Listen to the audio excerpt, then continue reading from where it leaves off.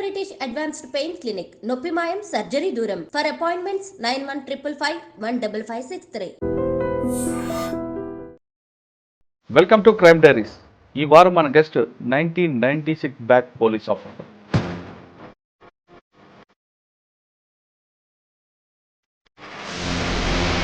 పేరు Gopalakrishnamurthy, ACP back Hyderabad.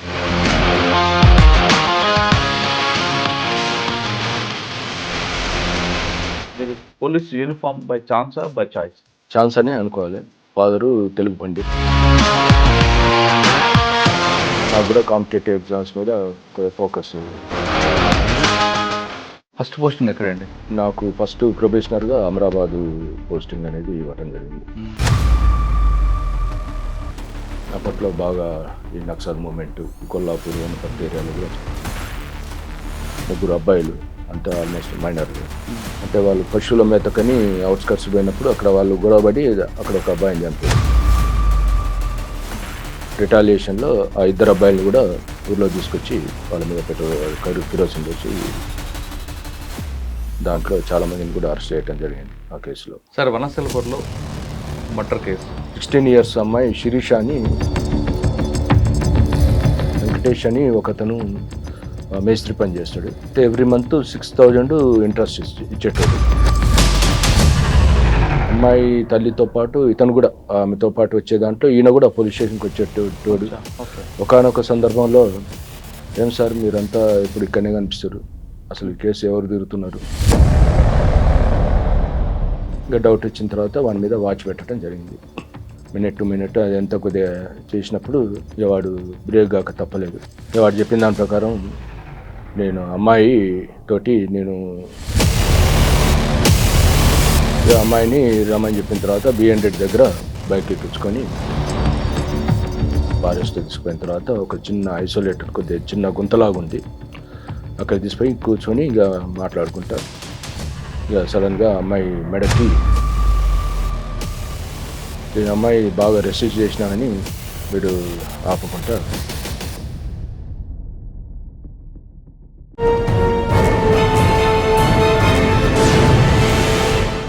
Welcome to crime diaries. ఈ వారం మన గెస్ట్ 1996 బ్యాక్ పోలీస్ ఆఫీసర్. ఆయనకి కన్వెన్షన్ వచ్చేలా ఇన్వెస్టిగేషన్ చేయడం ఆయనకు ప్యాషన్. ఆయన పేరు గోపాలకృష్ణమూర్తి, ఏసీపీ బేగంపేట్ హైదరాబాద్ సిటీ. గోపాలకృష్ణ గారు ఎక్కడ పనిచేసినా ఒక నేరం జరిగిందంటే మర్డర్ ఫర్ గెయిన్ కానీ లేదా మంచి కేసు అంటే బాగా హీనియస్ క్రైమ్లో ఖచ్చితంగా ఆ కేసులో ఇన్వెస్టిగేషన్ కరెక్ట్గా చేయడం, ఆ లింక్ తెగిపోకుండా ఛార్జ్షీట్ వేయడం, అందులో కన్వెన్షన్ వచ్చేలా ఇన్వెస్టిగేషన్ చేయడం అంటే ఆయనకు ప్యాషన్. ఏదో సాధారణంగా కొన్ని కేసుల్లో లాగా ఏదో అరెస్ట్ చేసాం ఇన్వెస్టిగేషన్ చేసామని కాకుండా ప్రతిదీ ఎక్కడ తప్పిపోకుండా అంటే ప్రాసిక్యూషన్కి ఏమాత్రం ఇబ్బంది లేకుండా ఆయన ఛార్జ్షీట్ వేస్తారు. ఆయన ఈ వారం మన గెస్ట్. ఆయన అడిగి ఒక కేసులో కన్విక్షన్ రావాలంటే ఇన్వెస్టిగేషన్ ఎలా చేయాలి, ఛార్జ్షీట్ ఎలా వేయాలనే విషయంతో పాటు కొన్ని కేసుల్లో ఎందుకు అక్టిల్ అవుతాయి, కొన్ని కేసుల్లో ప్రొసీజర్ పనిష్మెంట్ ఉంటుంది, ఫైనల్ పనిష్మెంట్ రాకపోవడానికి ప్రధాన కారణం అనే విషయాన్ని సార్ అని తెలుసుకుంది. సార్ నమస్తే అండి. నమస్తే అండి. గోపాలకృష్ణమూర్తి గారు, వనస్థలపురం కేసులో తీసుకుంటే అప్పుడు పోక్సో అప్పుడప్పుడు వస్తుంది. పోక్సోలో ఒక మర్డర్ ఫర్ గెయిన్ అవుతుంది. అందులో వాడు తీసుకెళ్ళి చంపి రేప్ చేసిన కేసుల్లో సాధారణంగా అరెస్ట్ చేయడం అక్కడితో చేతులు కడుక్కుంటారు కొంతమంది, కానీ ఆ కేసులో కన్విక్షన్ రావడం ఒకటి. తర్వాత రీసెంట్గా బేగంపేట మీ లిమిట్స్లో బోయినపల్లిలో ఒక పరువు హత్య కేసు 2 జరుగుతాయి. దానికి రీజన్ ఏంటి?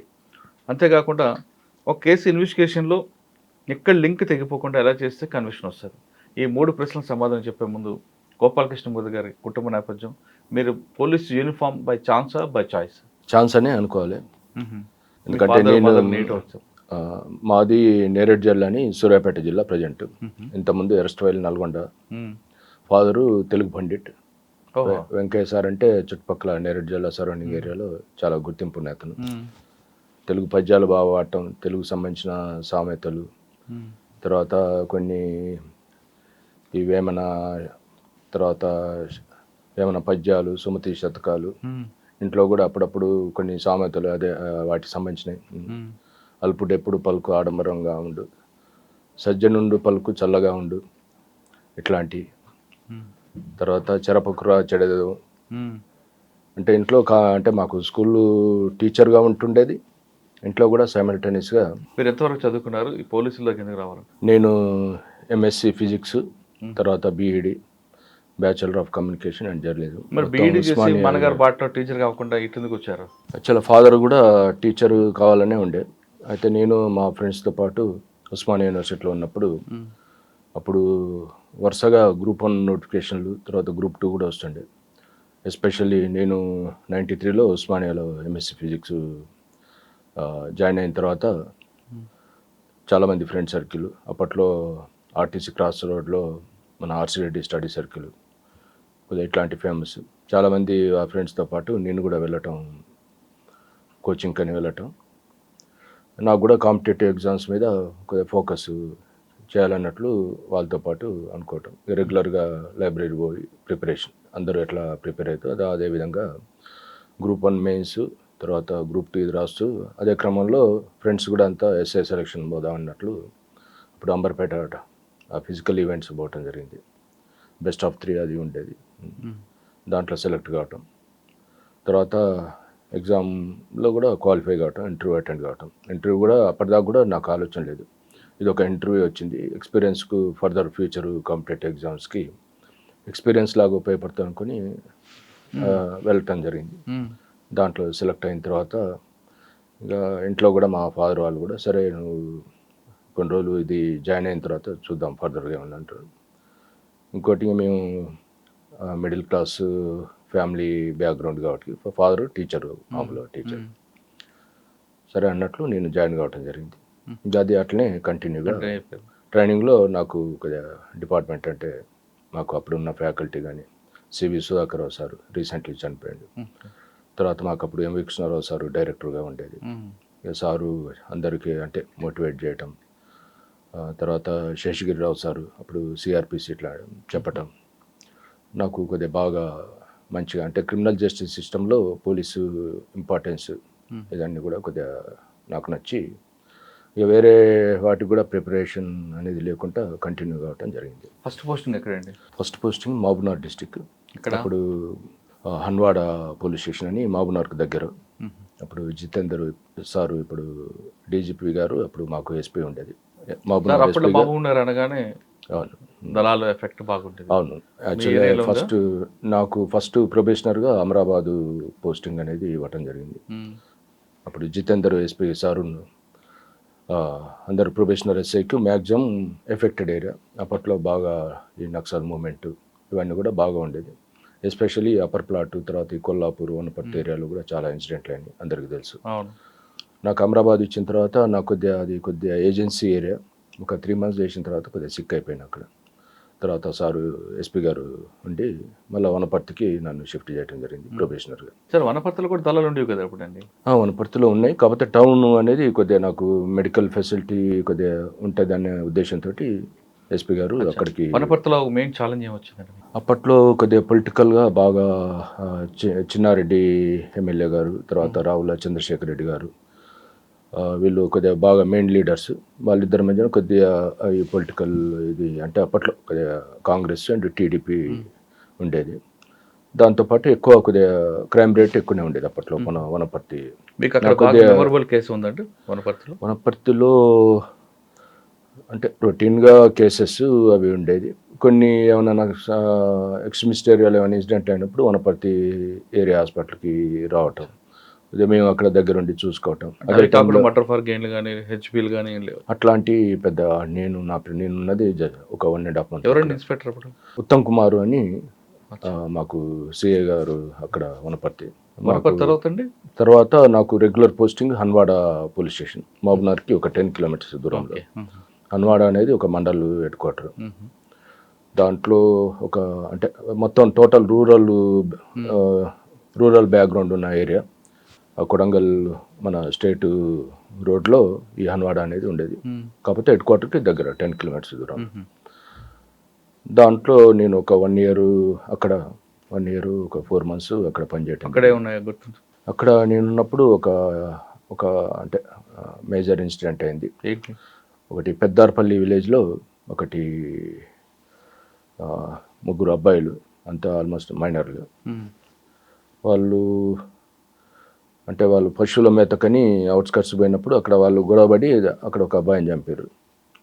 చంపిన తర్వాత ఆ, అది విషయం తెలుసుకున్న తర్వాత ఆ, అబ్బాయి సంబంధించిన పేరెంట్స్ రిలేటివ్స్ వీళ్ళంతా కలిసి రిటాలియేషన్లో ఆ ఇద్దరు అబ్బాయిలను కూడా ఊర్లో తీసుకొచ్చి ఆ, బాగా కొట్టి వాళ్ళ మీద కిరోసిన్ పోసి తగలబెట్టడం జరిగింది.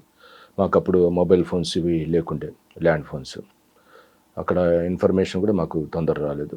మేము వెళ్ళిపోయేసరికి అది ఒకటి అప్పటికే కంప్లీట్ అయిపోయింది. అదొక ఇన్సిడెంట్. దాంట్లో చాలామందిని కూడా అరెస్ట్ చేయడం జరిగింది ఆ కేసులో. అంటే ముగ్గురు కూడా ఒకటే కమ్యూనిటీ, డిఫరెంట్ కమ్యూనిటీ. మరి అది రాలేదు, ఇష్యూ రాలేదు అక్కడ? మీ ఇష్యూ అయితే ఏం రాలేదు. అచ్చా, ఓకే. తర్వాత అంటే డిఫరెంట్ మీన్స్ ఒక డిసీజ్డ్ గౌడ్స్ ఫ్యామిలీ అనుకుంటా. అక్యుడు వాళ్ళు మున్నూరు కాపు సంబంధించిన వాళ్ళు. తర్వాత ఎక్కడికి వచ్చారు అందుబాటు నుండి? అక్కడి నుంచి నేను శాంతినగర్ అనేది మన మానపాడు, తెలుసు, మానపాడు అలంపూర్ సర్కిల్లో మానపాడు రావడం జరిగింది. అక్కడ మెయిన్గా మనకి నేషనల్ హైవే ఉండేది. అప్పట్లో రోడ్డు కూడా అంత ప్రాపర్గా ఉండకపోయేది. శాంతినగర్ అంటే ఐజా శాంతినగర్ అంటే అంతకంటే ముందు మానపాడు అనేది అలంపూర్ సర్కిల్లో ఉండేది. అది నేషనల్ హైవేకి దగ్గరలో ఉండేది. ఒక 20 కిలోమీటర్స్ నేషనల్ హైవే ఉండేది. అక్కడ ఎక్కువ కూడా యాక్సిడెంట్ కేసెస్. అప్పుడు ఈ రోడ్డు ఈ విధంగా లేదు, ఒక చిన్న డబల్ రోడ్డు. అది నేషనల్ హైవే అయినా కానీ కాకపోతే అక్కడ మొత్తం బ్లాక్ సాయిల్ ఉండటం వల్ల అంటే కింద అది రోడ్డు కూడా కొద్దిగా ఎగుడు దిగుడు ఉండేది, ఎక్కువ యాక్సిడెంట్లు అవుతుండేది. దాంతోపాటు మామూలుగా ఈ కొన్ని 174 కేసెస్, చిన్న చితక హార్ట్ కేసెస్. కాబట్టి కొద్దిగా పొలిటికల్గా బాగా విలేజ్ లెవెల్లో, ఎందుకంటే rural atmosphere, bordering Kurnool, Tungabhadra అవతల కొద్దిగా ఫ్యాక్షన్ రిడెన్ విలేజ్ ఉండేది. దాని ఎఫెక్ట్ ఇంపాక్ట్ ఉండేది. కొన్ని మర్డర్లు కావటం ఇట్లాంటివి కూడా ఉంటుండే. కానీ అక్కడ మర్డర్ చేసిన తర్వాత మధ్యలో ఒక నదే ఉండేది, తుంగభద్ర దాటి ఇటు వచ్చి షెల్టర్ తీసుకున్నారు కదా. అవును, చాలా కేసులలో కూడా ఇక్కడ కొట్టిన అటు షెల్టర్ తీసుకున్నారు కదా. అటు నుంచి ఇటు రావటం తక్కువ, ఇక్కడ చేసిన వాళ్ళు అటు పోవటం ఎక్కువ. సార్, ఒక దశలో ఆలంపూర్కి తర్వాత తుంగభద్ర అవతల ఉన్న కర్నూలు వాళ్ళకి మధ్యన ఒక వార్ అయింది. అంటే జనరల్గా అవి ఆర్డిఎస్ అనేది ఒకటి, అక్కడ ఆర్డిఎస్ కెనాల్ రాజోలి బండ డైవర్షన్ స్కీమ్ అనేది ఒకటి అక్కడ ఎక్కువ. ఎందుకంటే మన అక్కడి నుంచి 26 జూలకల్లు తర్వాత ఈ తనగల్లు ఇట్లాంటి కొన్ని విలేజ్లు దాటుకుంటా కెనాల్ అనేది అప్ టు యాక్చువల్ ఫస్ట్ అది డిజైన్ చేసింది Alampur, up to Alampur tail end దాకా ఉంటుండే అలంపూర్ ఏరియా. మధ్యలో వీళ్ళు కొంతమంది ఎక్కువ వాటర్ కోసం అని మధ్యలో అప్పుడు తూములు ఓపెన్ చేసుకోవటం, కొన్ని వాటర్ని డైవర్ట్ చేయటం, తర్వాత ఈ బ్రేక్ చేయటం, కొన్ని అదే మన ఉంటాయి కదా దానికి సంబంధించిన ఇది కెనాల్స్. అంటే రెండు ఊర్ల మధ్య ఘర్షణ అప్పుడు ఉన్నారా మీరు? అంటే అప్పుడు చాలా వరకు అవుతుంది. అప్పుడు లేను, నేను అప్పుడు సిటీకి వచ్చేసిన. అయితే ఫ్రీక్వెంట్గా అవుతుండేది. అంటే ఈ రైతుల మధ్యలోనే ఈ కెనాలు, ఆర్డిఎస్ కెనాల్ సంబంధించి వాటరు చాలా ఫ్రీక్వెంట్గా గొడవలు అవుతుండేది. At the same time RDS సంబంధించిన ఈ ఇరిగేషన్ డిపార్ట్మెంట్ వాళ్ళు కూడా చాలా వరకు కంప్లైంట్లు ఇచ్చేటోళ్ళు, వాటర్ ఇట్లా డైవర్ట్ చేసుకుంటారని, లేకపోతే ఇట్లా మిస్చీఫ్ చేసిరని వస్తుండేది. అట్లాంటి కేసులు వస్తుండేది. అక్కడ నుండి ఎక్కడికి వచ్చారండి? అక్కడి నుంచి దాని పక్కనే శాంతినగర్ అని, వడ్డేపల్లి మండలం శాంతినగర్ పోలీస్ స్టేషన్. అక్కడ ఒక నియర్లీ 4 years అక్కడ పనిచేయడం. శాంతినగర్లో ఏమున్నాయి సార్? అది చాలా ప్రశాంతంగా ఉంటుంది. శాంతినగర్లో కూడా అంటే యాక్చువల్ అక్కడ మెయిన్గా వడ్డేపల్లి అనేది ఒకటి మండల్ హెడ్ క్వార్టర్. అక్కడ కూడా కొన్ని తనగల్, తర్వాత రాజోలి, తర్వాత కొన్ని మన కొన్ని పెద్ద ధన్వాడ ఇట్లాంటి కొన్ని విలేజెస్ బాగా, అంటే ఎస్పెషల్లీ తుంగభద్ర రివర్ కానుకున్న విలేజ్లు బాగా ఫ్యాక్షన్ రిడెన్ విలేజ్ ఉన్నాయి. నేను ఉన్నప్పుడు కూడా ఒక 2-3 మర్డర్లు అయినాయి ఆ ఏరియాలో. అది ఎక్కువ శాతం కూడా ఈ కొన్ని ల్యాండ్ రిలేటెడ్, తర్వాత కొన్ని పొలిటికల్ కూడా అట్లాంటివి కూడా అక్కడ అయినాయి. ఇక్కడ శాంతినగర్ ఏరియా. ఓకే. ఇన్స్పెక్టర్ అండి మీకు? అప్పుడు మాకు సిఐ పాండురంగారావు అని, తర్వాత అక్కడి నుంచి ఇటు గజ్వేలు, పాడి షరీఫ్ రావటం జరిగింది. శాంతినగర్ తర్వాత బాబునోరా? అక్కడి నుంచి నేను ఆత్మకూరు, మన అమర్చింత ఆత్మకూరు అక్కడ చేయటం జరిగింది. అక్కడ ఒక 1 year 10 months. తర్వాత అక్కడ ఉన్నప్పుడు ఒక మేజర్ ఇన్సిడెంట్ ఆత్మకూరులో. అప్పుడు నేను పోలీస్ స్టేషన్ ఉన్నప్పుడు మాకు అక్కడ కురుమూర్తి జాతర అని చాలా పెద్ద జాతర ఉండేది. అప్పుడు బందోబస్తు నవంబర్ ఆ టైంలో బందోబస్తు ఉండేది. నేను నా రొటీన్ డ్యూటీ ప్రకారం బందోబస్తు అక్కడికి పోవటానికి నేను రెడీ సార్ అవుతున్నప్పుడు కురుముతు జాతర అంటే చాలా పెద్ద జాతర. అవును అక్కడ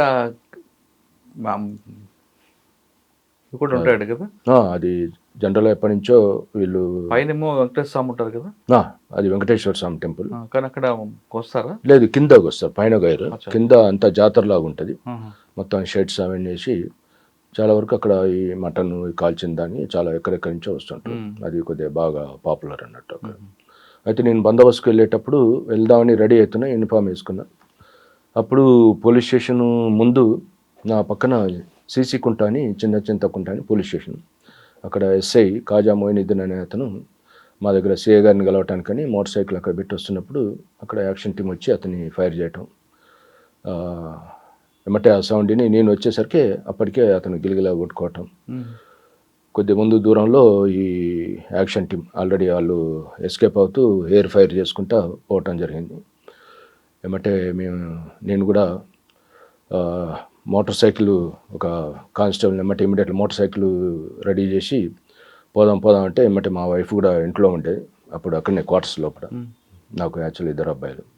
ఇక వాళ్ళు ఊరుకుంటే వచ్చి పోవద్దు అన్నా కానీ ఇక నేను ఎందుకో నాకు ఎమోషనల్గా ఖచ్చితంగా పట్టుకోవాలనే ఉద్దేశంతో మొత్తం బైక్ మీద మొత్తం టౌన్ మొత్తం అన్ని ప్లేసెస్ అంటే దొరుకుతారేమో అన్నట్లు నేను కాక్ చేసుకొని అప్పటికి వాళ్ళు ఎస్కేప్ అయ్యారు. అదొకటి పెద్ద ఇన్సిడెంట్ అయింది అక్కడ.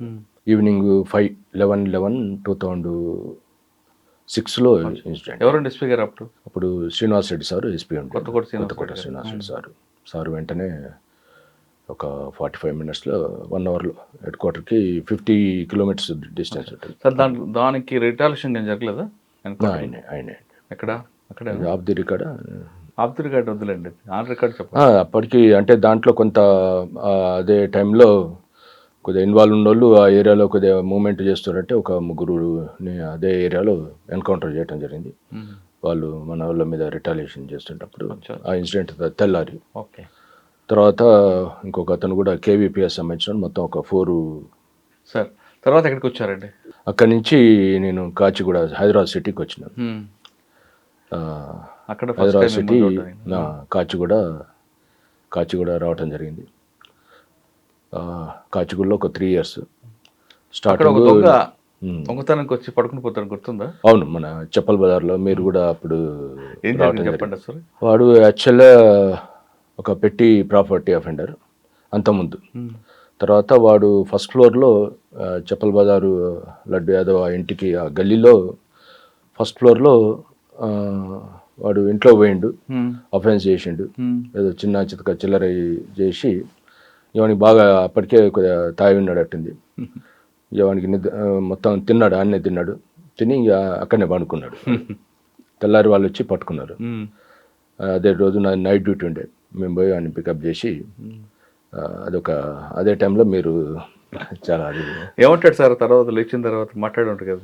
వాడు ఏమంటాడంటే, సార్ ఇంకా నేను అప్పటికే బాగా అలసిపోయినా, అయినా కానీ నేను అది అఫెన్స్ సరే ఈరోజు మరీ ఖాళీగా పోవటం ఎందుకని చెప్పి నేను ఆ ఇంట్లో పోయినా. లాక్ వేసింది, బ్రేక్ చేసిన తర్వాత ఇక పెద్ద ఐటమ్స్ అయితే దొరకలేదు సార్. ఒక 1.5 తులా ఏదో గోల్డ్ దొరికింది, కొంత క్యాష్ దొరికింది. ఇక అప్పటికి కొద్దిగా ఆకలి అవుతుంది సార్.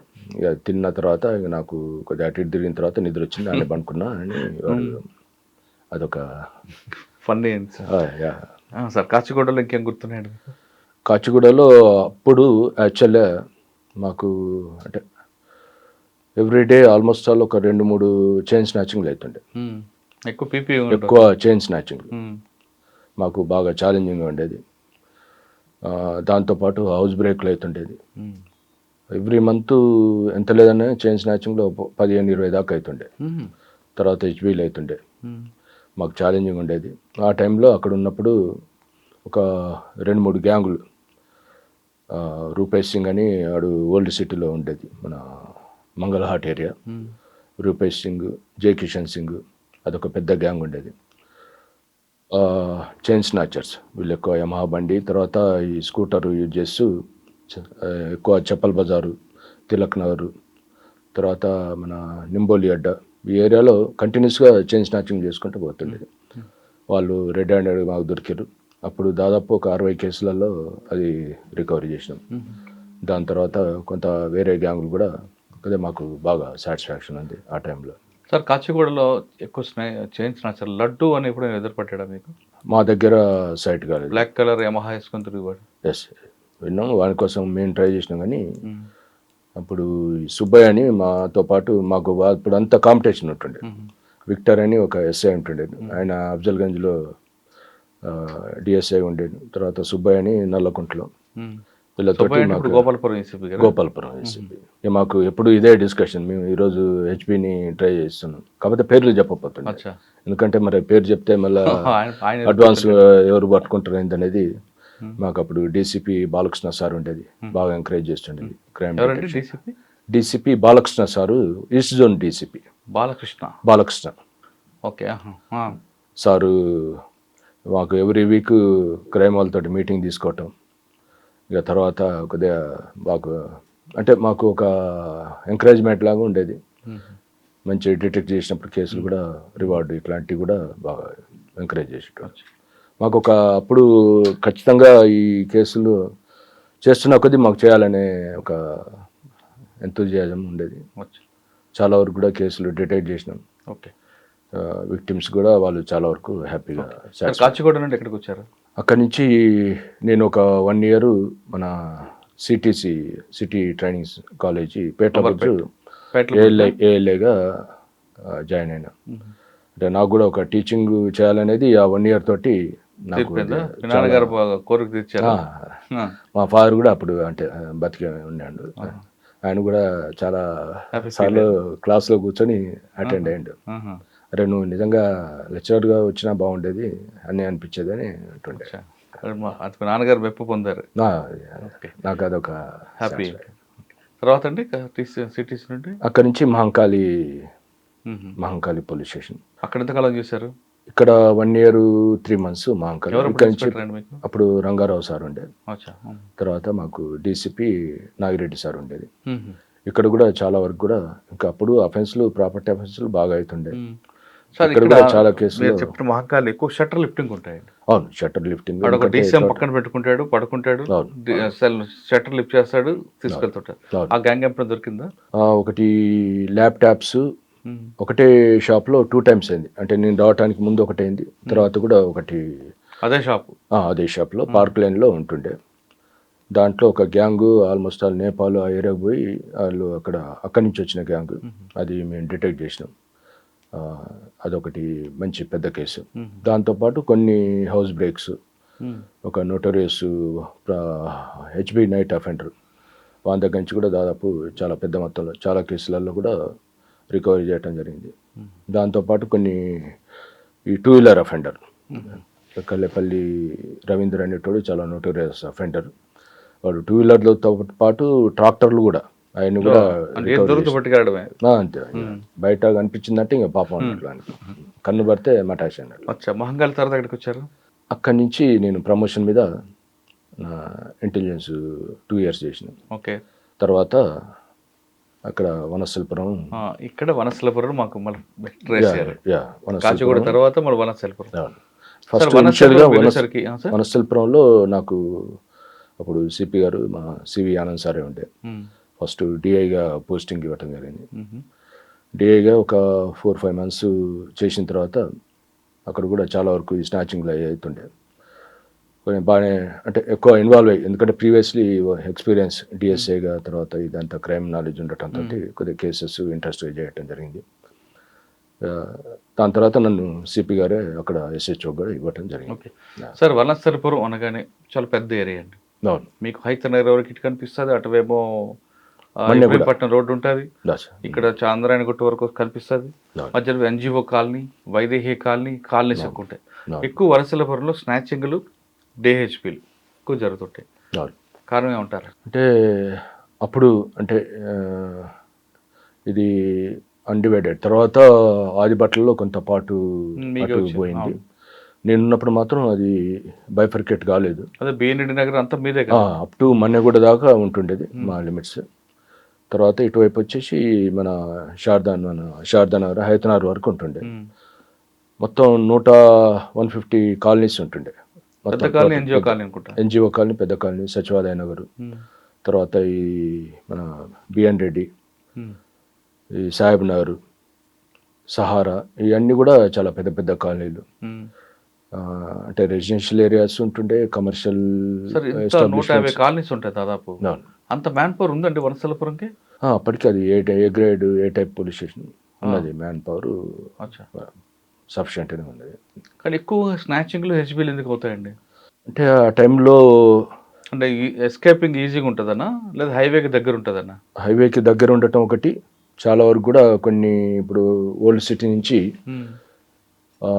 మన సైదాబాద్ ఏరియా, తర్వాత ఈ మీర్పేట ఏరియా చాలా యాక్సెస్ చాలా ఈజీగా ఉంటుంది. ఎస్కేపింగ్ రూట్స్ కూడా, ఎందుకంటే ఇటువైపు అఫెన్సులు చేస్తే ఇటు మన ఈ హిల్స్ కాలనీ, తర్వాత ఈ మన పోలీస్ స్టేషన్ ఏరియా ఇలా రావచ్చు, లేదంటే ఇటు అంతే హైవే వెళ్ళిపోవచ్చు, వైపు దిగిపోవచ్చు, అటువైపు. తర్వాత కొన్ని కాలనీస్ ఒక రోడ్డు ఉంది కదా సహారా వైపు, అది కూడా అవును. చాలా అంటే నెంబర్ ఆఫ్ ఎస్కేప్ రూట్స్, తర్వాత at the same time entry కూడా చాలా ఈజీగా ఉంటుంది. అంటే మనకి మీరు వెళ్ళిన తర్వాత కంట్రోల్ అయిందంటారా? అప్పటికి అయితేనే ఉంటుండే, అఫెన్సెస్ చాలా అవుతున్నాయి. దాంతోపాటు కొంత ఈ అవేర్నెస్ ప్రోగ్రామ్, అంటే మేము అప్పట్లోనే కొన్ని సీడీలు తయారు చేయడం జరిగింది. దాన్ని కొన్ని పాట రూపకంలో కూడా ఆటోలు పెట్టి, తర్వాత పబ్లిసిటీ, అంటే ఎట్లా వాళ్ళు పోయేటప్పుడు ఎట్లా ప్రికాషన్స్ తీసుకోవాలి, చైన్ స్నాచింగ్లు ఎట్లా అవాయిడ్ చేయాలి అనే దాని మీద చేయటం, బాగా అవేర్నెస్ ప్రోగ్రామ్స్ చేసినాం. సైమల్టేనియస్గా మేము క్రైమ్ టీమ్స్ వీళ్ళతో కూడా ఈ పాత అఫెండర్లు, ఎంఓ క్రిమినల్స్, తర్వాత జైలు రిలీజ్డ్ అట్లాంటి వాళ్ళ మీద ఒక సర్వేలెన్స్ పెట్టినాం. కొంతవరకు అయితే తగ్గించగలిగినాం ఆ టైంలో మ్యాక్సిమం.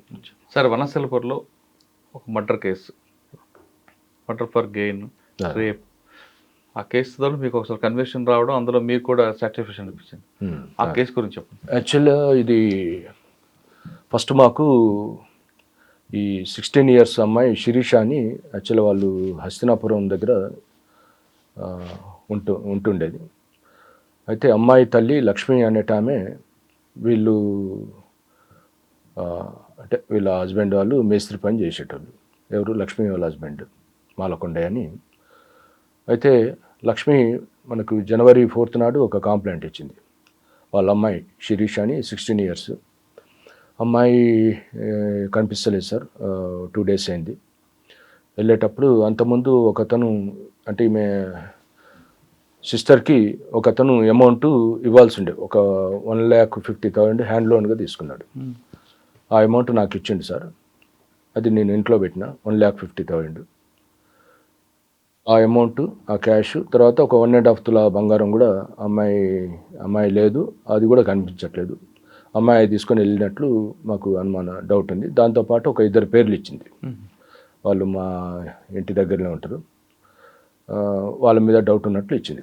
ఇచ్చిన తర్వాత మేము ఏమంటే గర్ల్ మిస్సింగ్ కింద కేసు రిజిస్టర్ చేసినాం. అంటే డెవలప్మెంట్ కాదు అది, అంటే ఇవ్వటం మాత్రం మిస్సింగ్ అన్నట్లు కనిపించట్లేదు, మిస్సింగ్ అని ఇచ్చింది, కనిపించట్లేదు. కాకపోతే వీళ్ళు ఒక 2 పేర్లు సస్పెక్ట్ కొద్దిగా అనుమానం ఉన్నట్లు ఇచ్చింది. ఓకే, వాళ్ళు కొద్దిగా అప్పుడప్పుడు రావటం అని ఇచ్చింది. ఒక బాధితులు కంప్లైంట్ ఇచ్చారు, కూతురు కనిపించట్లేదు, ఇంట్లోనే క్యాష్ గోల్డ్ కనిపించట్లేదు, అమ్మాయి మిస్ అయింది, 2 వ్యక్తులు అనుమానితులు.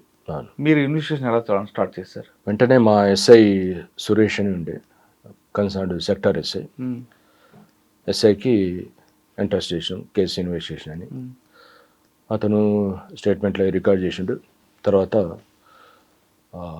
అమ్మాయి వాళ్ళ ఇంటికి, అక్కడే మన హస్తినాపూర్ దగ్గర ఇల్లు ఉంటే ఇంటికి పోయిండు.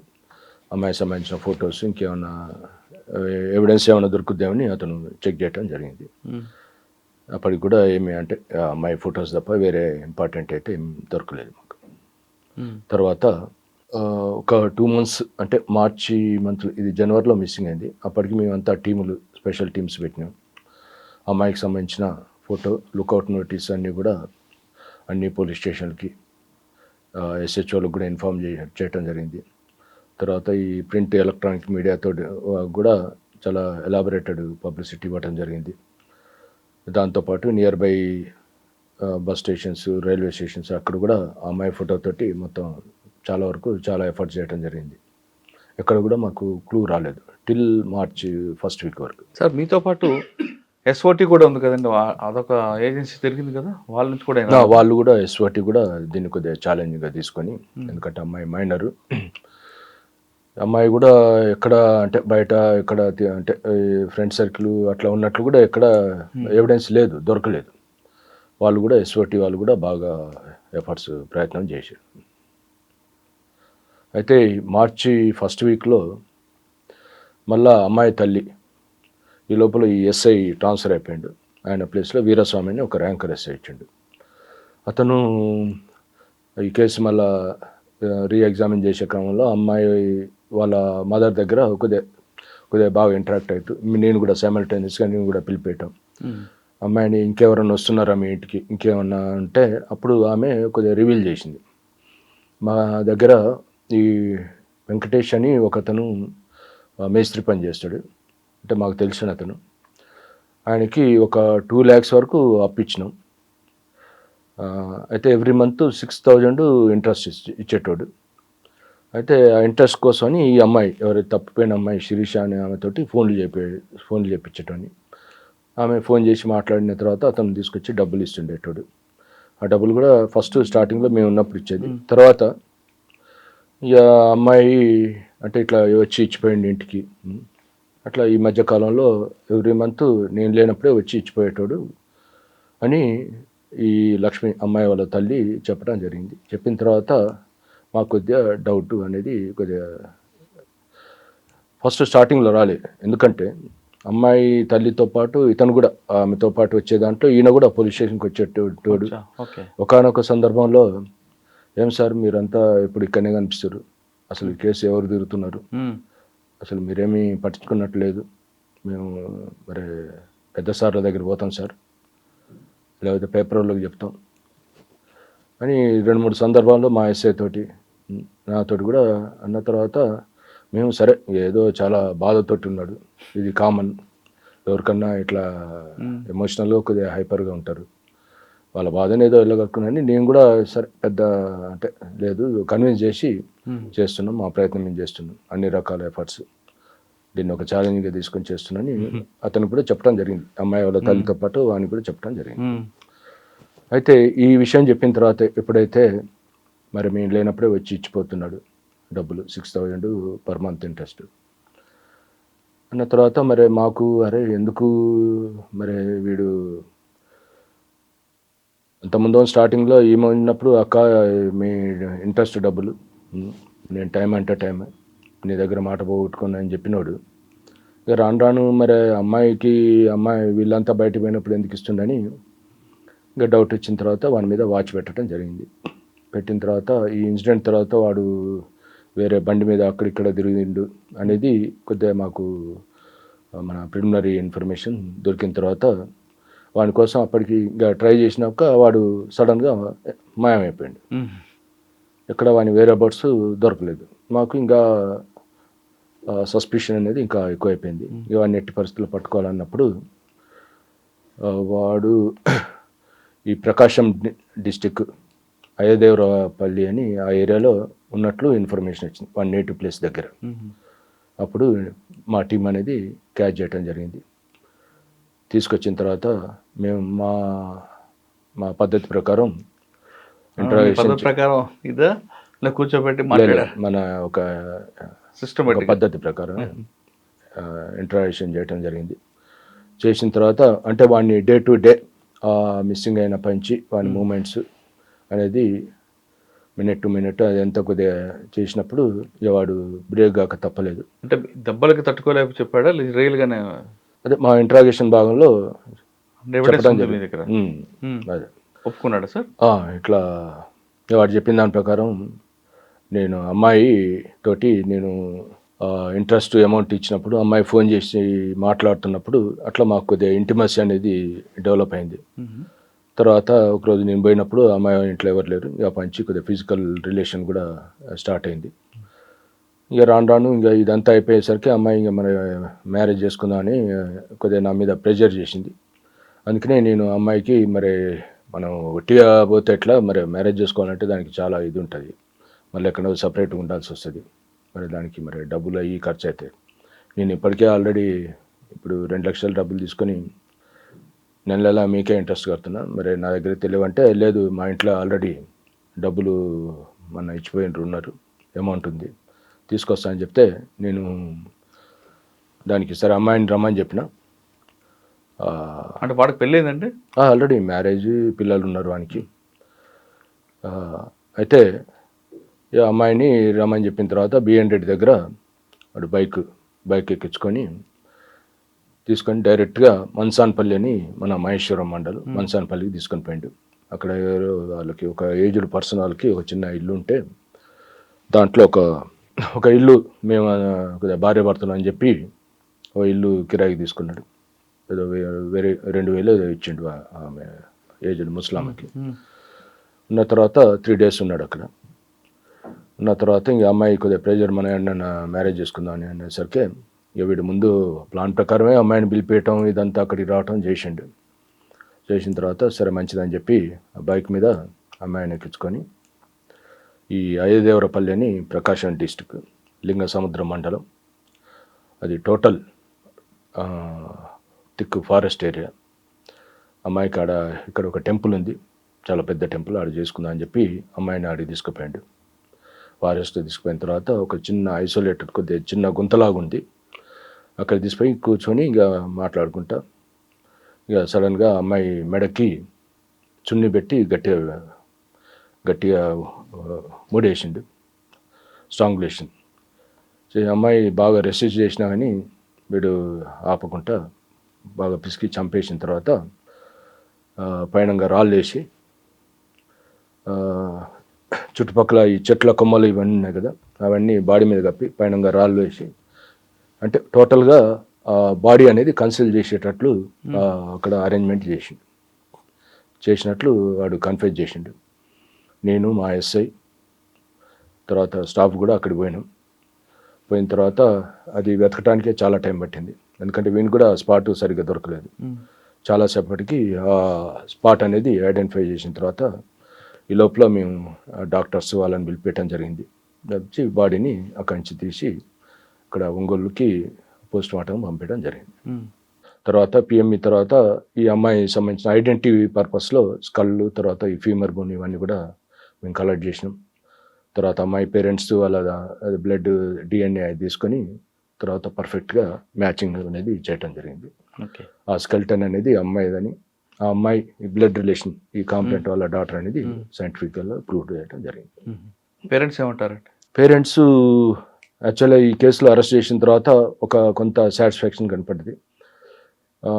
తర్వాత వాళ్ళు ఈ కేసులో ఖచ్చితంగా వానికి శిక్ష పడాల్సిందే, అప్పుడే మాకు అంతో ఎంతో కొద్దిగా న్యాయం జరిగినట్లు అనుకుంటామని వాళ్ళు ఫస్ట్ నుంచి కూడా కేసు వాళ్ళు కొద్దిగా బాగా కోఆపరేట్ చేసారు.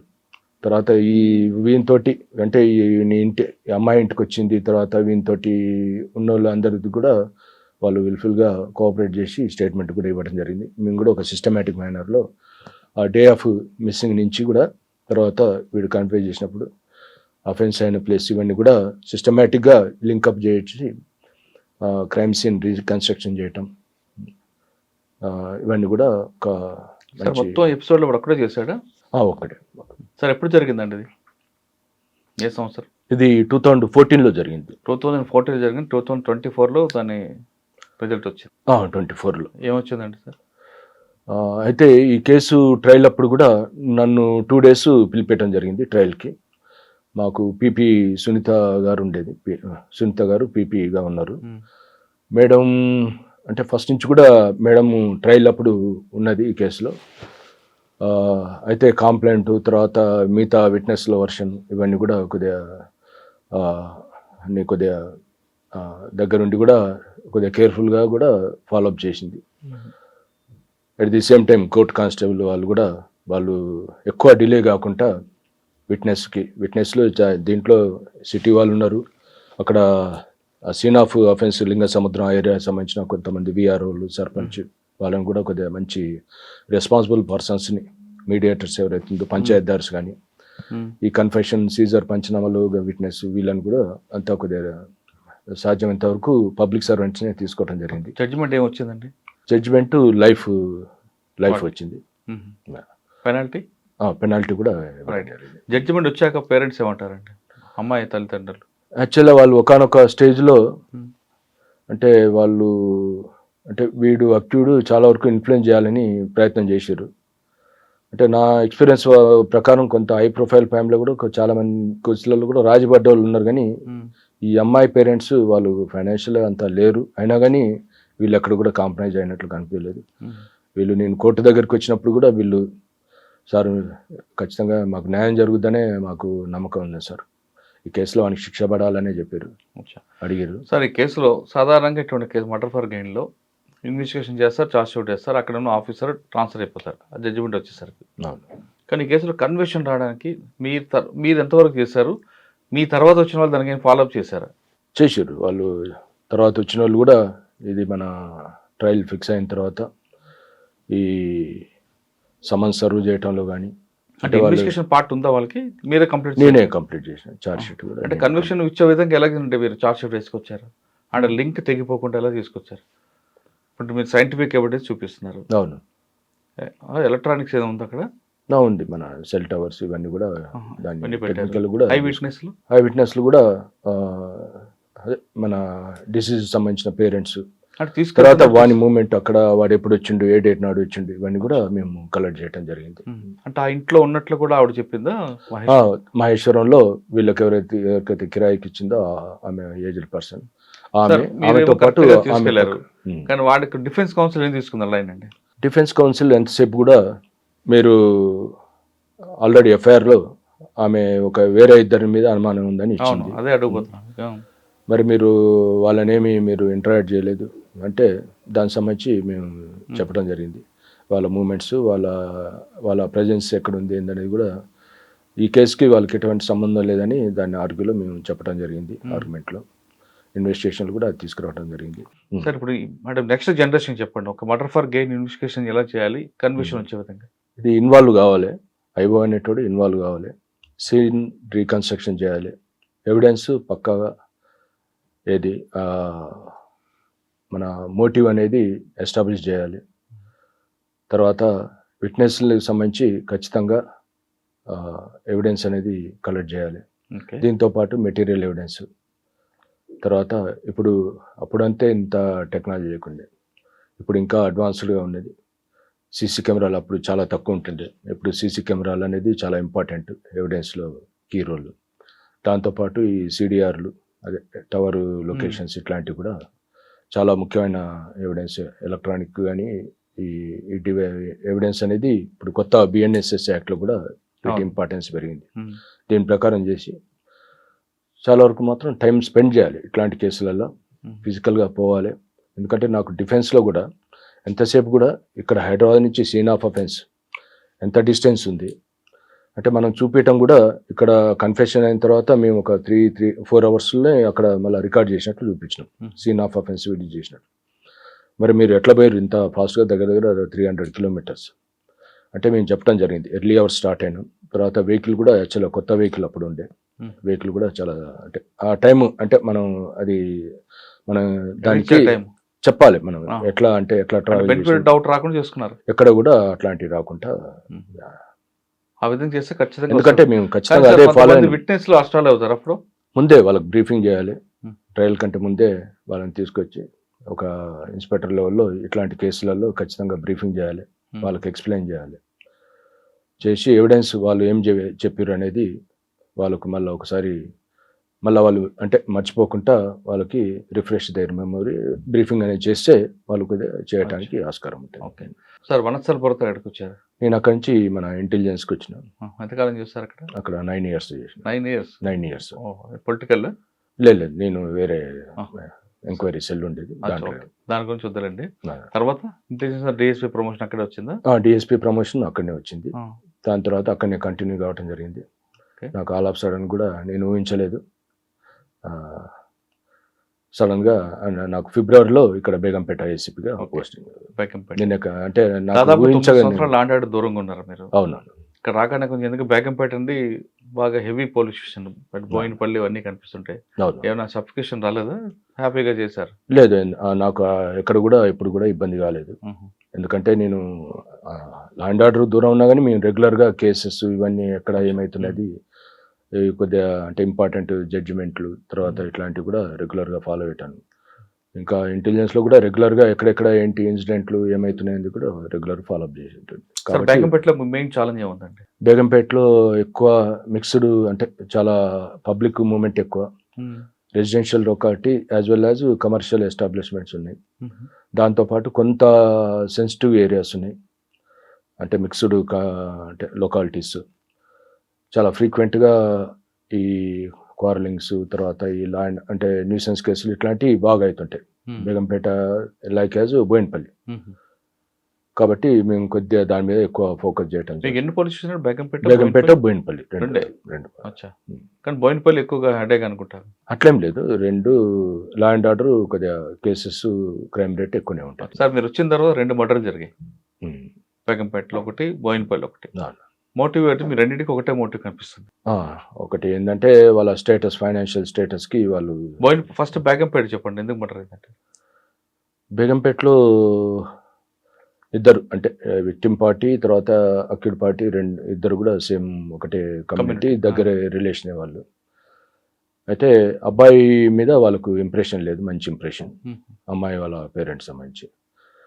అయితే కాకపోతే అబ్బాయి చనిపోయిన డిసీజులు, అమ్మాయి ఇద్దరు కూడా. కాకపోతే ఆమెకి సంబంధాలు చూస్తున్న క్రమంలో అవన్నీ కూడా క్యాన్సిల్ అవుతున్నాయి. వాళ్ళ అనుమానం ఇతనే ఏదో వాళ్ళకి చెడగొడుతున్నాడనే దాంతో ఇతన్ని ఎలిమినేట్ చేయాలనే ఉద్దేశంతో మర్డర్ చేయడం జరిగింది. వాళ్ళు ఇప్పుడు ఎక్కడున్నారు? జైల్లో ఉన్నారా? జైల్లో ఉన్నారు. ఓకే. రెండో బోయినపల్లి కేసు అది రీసెంట్లీ అయింది, బోయినపల్లి కేసు కూడా. అది డిసీజులు సమీర్ అనేటోడు యాక్చువల్గా ఫ్యాబ్రికేటింగ్ వర్క్ తర్వాత ఈ వెల్డింగ్ వర్క్ పనిచేస్తాడు. అయితే ఇక్కడ మానస్ సరోవర్ హైట్స్లో ఇతను పనికి పోయిండు. అక్కడ ఒక అతను షబీర్ అనే అతను ఒక షెడ్ అనేది కన్స్ట్రక్షన్ చేస్తుండే అక్కడ. ఈయన ఈ వెల్డింగ్ వర్క్ తర్వాత ఈ దాని గ్రాఫ్టింగ్ ఆ వర్క్కి వీళ్ళ ఓనర్ ద్వారా అక్కడికి పోయిండు. అక్కడ పని చేస్తున్నాడు చాలా రోజు నుంచి. ఆ క్రమంలో ఆ ఓనర్ వాళ్ళ అమ్మాయితోటి లవ్ అనేది స్టార్ట్ అయింది. స్టార్ట్ అయిన తర్వాత మధ్యలో రంజాన్ టైంలో చనిపోయిన అతన్ని ఆ అమ్మాయి వాళ్ళ బ్రదరు సీరియస్ వార్నింగ్ చేసి కొట్టడం కూడా జరిగింది. అప్పుడు అది అల్వాల్ ఏరియాలో అయింది. దాని తర్వాత నెక్స్ట్ జనవరిలో మొన్న 2024 జనవరిలో ఈ అమ్మాయి ఇక్కడ ఉంటుండే బోయినపల్లి, అబ్బాయి ఉంటుండే. అమ్మాయి నాచారం వాళ్ళు అక్కడి నుంచి అప్పుడు షిఫ్ట్ అయిపోయారు నాచారం. ఇద్దరు ఒకే రోజు వెళ్ళిపోవటం జరిగింది, ఎలోప్మెంట్. తర్వాత వాళ్ళు బెంగళూరులో మ్యారేజ్ చేసుకొని ఈ నాచారం పోలీసు వాళ్ళు అక్కడ ఉమెన్ మిస్సింగ్ కేసు అమ్మాయి వాళ్ళ ఫాదర్ ఇస్తే అక్కడ పోలీసు వాళ్ళు నాచారం వాళ్ళు పట్టుకొని రావడం జరిగింది. తర్వాత ఏదో కౌన్సిలింగ్ చేస్తే అప్పుడు అమ్మాయి వాళ్ళ ఫాదరు మీరు సరే మాకు ఎవరికి తెలియకుండా అక్కడ మ్యారేజ్ చేసుకోరు, ఒక 1 month టైము తీసుకుంటాం, ఎందుకంటే అమ్మాయి వాళ్ళ మదర్ కూడా హెల్త్ బాగాలేదు. ఎందుకంటే 1 month అమ్మాయి తప్పైంది కాబట్టి మిస్సింగ్ కాబట్టి ఆమె కొద్దిగా బాగా ఇది అవుతుంది. 1 month కొద్దిగా అంతా అయిపోయిన తర్వాత మీకు మంచిగా గ్రాండ్గా మ్యారేజ్ చేస్తాను అమ్మాయిని అక్కడి నుంచి అక్కడే తీసుకొని వెళ్ళటం జరిగింది. ఇక తర్వాత ఈ అబ్బాయి రెగ్యులర్గా ఆయనకు ఫోన్ చేస్తున్నప్పుడు ఫస్ట్ పంపిస్తాం తర్వాత పంపిస్తాను కొద్దిగా పోస్ట్పోన్ చేసుకుంటూ వచ్చిండు. ఇక తర్వాత నుంచి అమ్మాయికి ఇష్టం లేదు, అమ్మాయి డైవర్స్ కావాలంటుంది. నువ్వు తలాకు దాని మీద సంతకం పెట్టి ఏమైనా ఉంటే నీకు ఇస్తా అంటే అబ్బాయి ప్రతిసారి కూడా రెసిస్ట్ చేసిండు, ఒప్పుకోలేదు. ఇక చాలాసార్లు సీరియస్ కూడా చెప్పారట, ఆయన ఒప్పుకోలేదు. ఈ లోపల అమ్మాయికి వేరే సంబంధం ఫిక్స్ అయినట్లు ఉంది. కాకపోతే ఇది డైవర్స్ అనేది ఇతను చేయట్లేడు కాబట్టి ఇక ఇతన్ని ఎట్లన్నా చంపాలని వాళ్ళు డిసైడ్ అయ్యారు. అది మన 21st నాడు నైట్ ఈ అమ్మాయి వాళ్ళ బ్రదరు ఒక 4 తీసుకొచ్చి 2 బైకుల మీద 11:20 ఆ టైంలో మర్డర్ చేసి వెళ్ళిపోయారు. అమ్మాయి ఎక్కడుందండి? అమ్మాయి వాళ్ళ పేరెంట్స్ దగ్గర అప్పటి నుంచి కూడా. జనవరి నుంచి అక్కడే ఉంది. అక్కడే ఉంది. ఇప్పుడు డిసెంబర్లో అలాగే ఇవ్వట్లు చెప్పట్లేదు, చంపేశారు. అంతే. 2 ఎపిసోడ్లో రీజన్ ఒకటే కనిపిస్తుంది. అవును. కానీ ఏం సాధించారంటే మాత్రం జీరో. ఎందుకంటే అమ్మాయి 2 ప్రాణాలు తీశారు, 2 కుటుంబాలు. వీళ్ళు ఏమైనా బయట ఉంటారంటే ఉండరు. వీళ్ళు ఖచ్చితంగా జైలుకి వెళ్తారు. మీలాంటి వాళ్ళు కేసులు పట్టుకున్నారు కాబట్టి ఆ శిక్ష పడే అవకాశం కనిపిస్తుంది. మీరు వాళ్ళతో మాట్లాడినప్పుడు ఇవన్నీ చెప్పారా? శిక్ష పడుతుంది, ఏం సాధించామంటే ఏమంటారు వాళ్ళు? వాళ్ళు ఈ అమ్మాయిని ఏదో బ్లాక్ మ్యాజిక్ చేశారు, చాలా ఇబ్బంది పెట్టిండు, ఇక మాకు తప్పలేదు.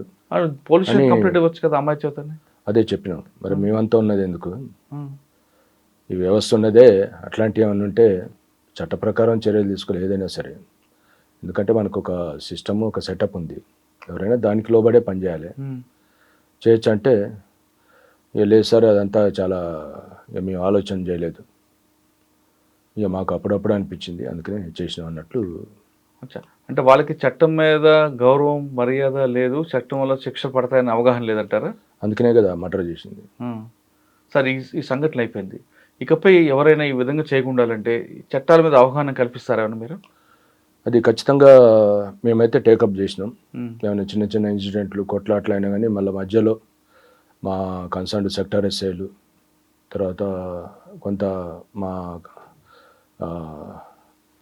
క్రైమ్ టీమ్ అట్లాంటివి కూడా వాళ్ళ దగ్గరికి ఫ్రీక్వెంట్గా పోవటం, మళ్ళీ ఎంక్వైరీ చేసుకోవటం, ఏమైనా మళ్ళీ ఫర్దర్ ఏమైనా ఇష్యూస్ ఉన్నాయని చెప్పి వాళ్ళని పిలిపేయటం, మాట్లాడటం, ఇవన్నీ కూడా సాధ్యమైనంత వరకు టైం దొరికినప్పుడు చేస్తూనే ఉన్నాం. అది ఇంకేమైనా సీరియస్ అఫెన్సెస్ అట్లా ఇంట్ల మీద పోయి దాడి చేయడం అట్లాంటి వాటిలలో కూడా వాళ్ళని పిలిపించడం, బైండ్ ఓవర్ చేయించడం, కొద్దిగా ఇట్లా ఉంటుంది అని చెప్పి ఎన్లైట్ చేయడం అనేది చేస్తున్నాం.